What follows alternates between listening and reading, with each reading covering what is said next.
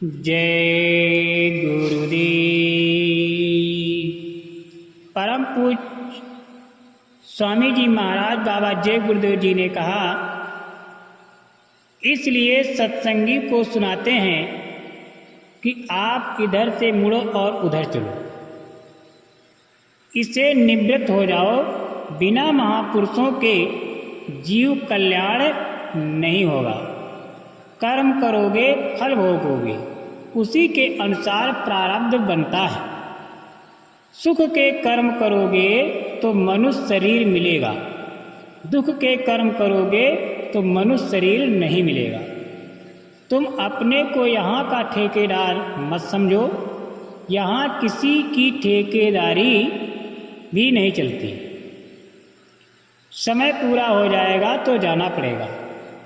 जिस बच्चे को अबोध अवस्था में छोड़कर माता पिता चले जाते हैं, वो भी पल जाता है, बड़ा हो जाता है।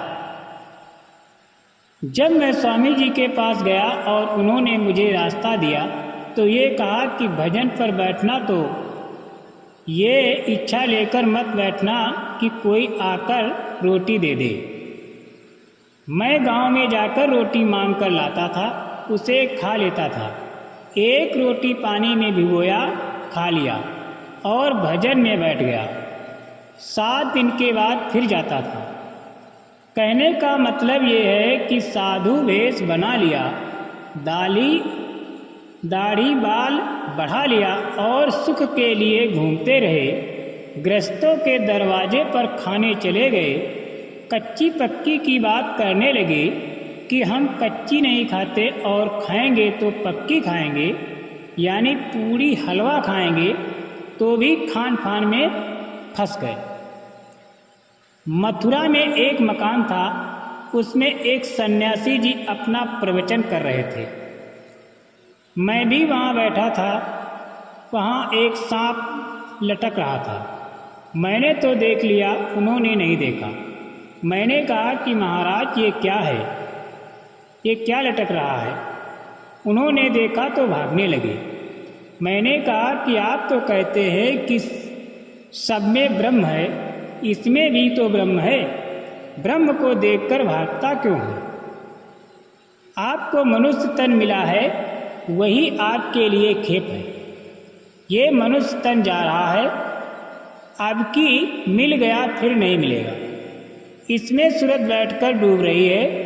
इसलिए साधक कहता है कि इस खेप को पार कर दो। ये खेप झूठी चीज़ों के लिए नहीं मिली है। आप उसका चिंतन क्यों नहीं करते हो, जिससे जीवात्मा जाग जाए? आपका शरीर जा रहा है, आप जानते भी नहीं हो और कुछ भी नहीं कर रहे हो। महापुरुष कहते हैं कि अब की बार इस खेप को पार लगा दो। दरवाजे पर बैठकर दृष्टि को लगाते नहीं हो तो कैसे दिखाई देगा? मन को एकाग्र नहीं करते हो तो धुन कैसे सुनाई देगी?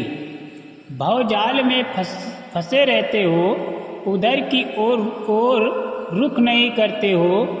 गुरु को आप अपने हृदय में बसा लो तो सूरत प्रार्थना करती है। ये छोटी मोटी प्रार्थना नहीं कर रही है। तुमने प्रार्थना नहीं की, तड़प नहीं हुआ तो कैसे तुम्हारा काम होगा? एक कहावत बना लिया और चली आ रही है कि जब कोई गया तो कह दिया कि स्वर्गवास हो गया। आपने क्या देखा? क्या उसने कोई चिट्ठी भेजी? सब झूठी बात है। स्वर्ग में वो जाता है तो साधना करता है।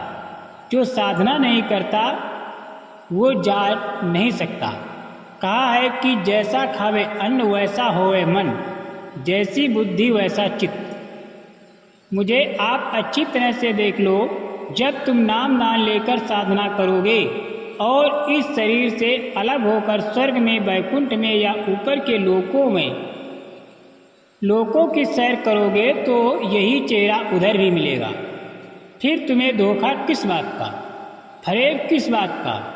करोगे तो पाओगे, नहीं करोगे तो नहीं पाओगे। हमारे दिमाग में बहुत से नियम हैं, अगर सब बता दूं तो सब लोग नकल करने लग जाएंगे। कुछ तो अभी भी नकल करने की तैयारी में हैं। साधन कठिन पुरातन सारे, नाम बिना नए को न मारे। भक्त करे न मान सरोगी, चित अचल अति विषयी भोगी। जय गुरुदेव।